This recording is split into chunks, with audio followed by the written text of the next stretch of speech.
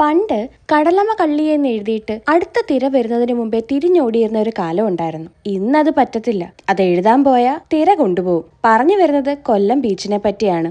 പണ്ട് റോഡിൽ നിന്ന് ഒരുപാട് ദൂരം നടന്നാലേ കടൽ കാണാൻ കൂടി പറ്റത്തുള്ളായിരുന്നു. ഇപ്പോഴാണെങ്കിലോ കടൽ ഇങ്ങ് റോഡിലെത്തി. സ്കൂളിലൊക്കെ പഠിക്കുന്ന സമയത്ത് വീക്കെൻഡ് ആയ അച്ഛൻ്റെ അമ്മയുടെയും കൂടെ ഈ കടലിന്റെ തീരത്ത് വന്നിരുന്ന് കുറെ കപ്പലണ്ടിയും കഴിച്ച് കുറച്ചു നേരം വെള്ളത്തിലൊക്കെ ഇറങ്ങി കളിച്ചിട്ട് പോകുന്ന ഒരു കാലം ഉണ്ടായിരുന്നു. ഇനിയിപ്പോൾ അത് പറ്റത്തില്ല. വെറുതെ ചെന്ന് ഇരിക്കാൻ പോലും കൊല്ലം തീരത്ത് പറ്റാത്തൊരവസ്ഥയായി. ഇവരെ പോലെ എത്രയോ ചെറിയ ചെറിയ കച്ചവടക്കാര് ഒരുപാടുണ്ടായിരുന്ന ഒരു ബീച്ചാണിത്. എന്നിട്ട് ഇപ്പോഴത്തെ അവസ്ഥയോ ആരുമില്ല. പക്ഷെ വർഷങ്ങളായുള്ള ഒരു കടയുണ്ട് അവിടെ, ചേച്ചിക്കട. ബീച്ചിൽ വരുന്ന പലർക്കും അറിയുന്ന ഒരു കട തന്നെ ആയിരിക്കും അത്. എത്ര യാത്ര ചെയ്തിട്ടാണെങ്കിലും ഇടയ്ക്കെങ്കിലും ഇവിടെ വന്നൊരു ചായ കുടിച്ചിട്ട് പോയില്ലെങ്കിൽ ഒരു സുഖമില്ല.